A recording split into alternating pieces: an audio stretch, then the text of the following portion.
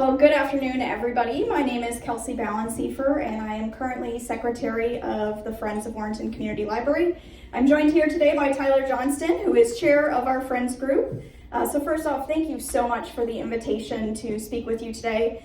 We are very grateful for this opportunity.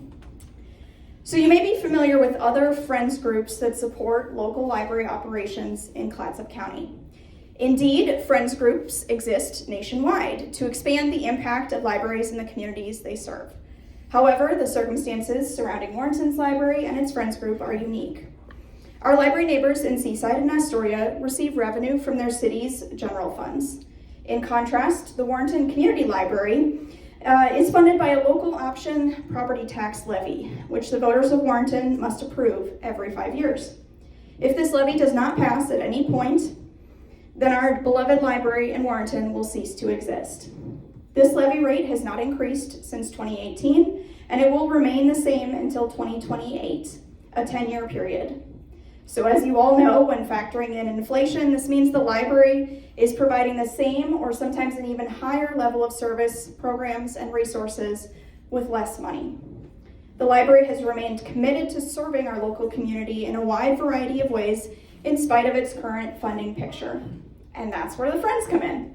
Our organization was formed back in 2021 as we anticipated the ongoing funding challenges that would face the Warrenton Community Library. The Friends nonprofit exists to advocate for and promote the use of the library, raise funds to supplement library resources, plan and sponsor special programs and events, and provide volunteer help in and for the library. We see our library as a vital resource in our area, a place for growth, connections, learning, opportunity, community, enrichment, and joy. And Tyler is going to share more about the programs we support as the Friends Group and how potential funding from 100 Women Who Care would be utilized.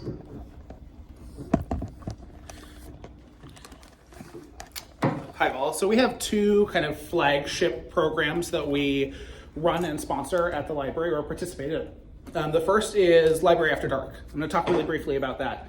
Local authors come into the library from throughout the community, present on books, give an opportunity for community members to engage with authors to engage with the community on all kinds of things, from cozy murder mysteries to romance to poetry and history and local topics. Super fun, great event, love you all to join us. The one I want to tell you about the most today is the summer reading program. So the summer reading programs are an opportunity for bridging the gap between the end of one school year and the beginning of the next.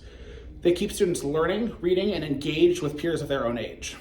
The library collaborates with other county libraries to bring in educational and entertaining presenters throughout the summer as safe, healthy educational activities. We promote reading through incentive-based reading logs. So this involves prizes, opportunities, things for kids to do if they meet their reading hours. In 2024, we had 128 participants in the program, with 97 of those being youth under the age of 15, and the majority of them being kids under the age of 10.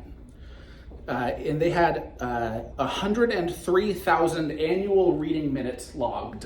This is about 1,700 hours. So why summer reading programs? Summer reading programs show that, let's phrase this again. Oregon statewide test scores show that 39% of third grade students are on track in reading currently. This statistic shocked me. And one of the large contributors to the gap in opportunity is summer learning loss. This happens at the end of one school year, the beginning of the next. There's this concept called the resource faucet, which basically, while kids are in school, regardless of their socioeconomic status, the resource faucet is on for all kids. Kids are engaged with teachers, with staff, and with support members. When we go to the summer, that resource faucet is shut off in many cases, or at least turned to a slow drip, right? Where there are some things that are happening, but the vast majority are not accessible to all. The summer reading program exists, and we have the opportunity to help keep that faucet running. So what we'd love to do is have you all support this program and help us maintain that for the next 4 years, we anticipate we'd be able to continue to run the summer reading program at the same or greater rate and continue to engage with schools, with students, and elevate kids in our community.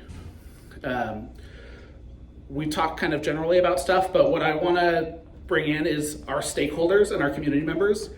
A couple years ago, the library ran a Love Your Library campaign in which kids, adults, attendees of the library had an opportunity to come in and fill out some Valentines about why they thought the library was important to them. Some of these are super cute and written by kids who thought that like one of the most important things was that Leo loves that it has pirate books. Other folks have said things like, I love that I can check out a how-to book, an instrument, a movie, and apply for jobs in all the same place. I also love the programming. Without it, I'd be very sad and probably lonely. Caitlin said, I love how every time we come here, everybody is super friendly, and there's Legos and science clubs.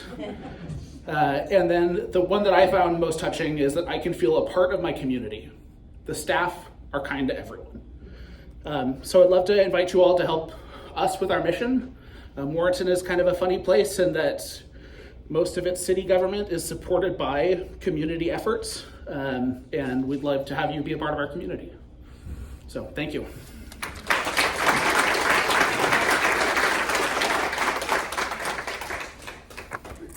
Any questions for us? Yeah. So apart from like the programming how do you fundraise as the Friends? Sure. So we are almost exclusively member funded. So we have an opportunity for folks to join us as members for the Friends group, I should say, where for $10 a year you can be a member of the Friends, and we try and use your money to help supplement the library things. There's also opportunities for larger members statuses if you want to be a super member.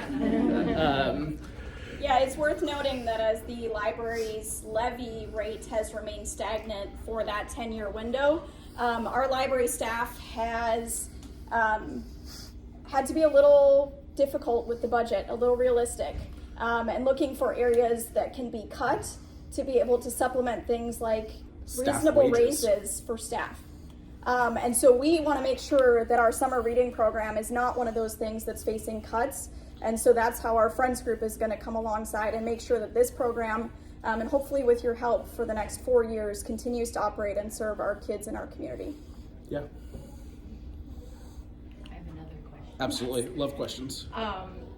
In the next 4 years, just God forbid, say the levy doesn't pass, is the Friends working on a way that the library could just be funded specifically through the Friends? So our levy currently takes us through 2028. So we're in the middle of that 10-year period right now. There has been conversations about is there an alternative means for the Warrenton Community Library to be funded. Since its inception back in the 90s, it has always been funded by a 5-year local option levy. We are hoping that the Friends group grows quite a bit to help bridge that gap. There's been talks about, hey, wouldn't it be cool if we had a library district in Clatsop County? So yeah, there's no options are off the table. We want to see this thing succeed, and so we're looking at every avenue. The last levy was definitely a little bit of a scary one for us in Warrenton. Those of you that live in Warrenton might have caught some of that or saw the Daily Historian, and so hopefully if we can raise the Friends group up, we can also, raise community investment in the library. Thank you. Yeah, thank you.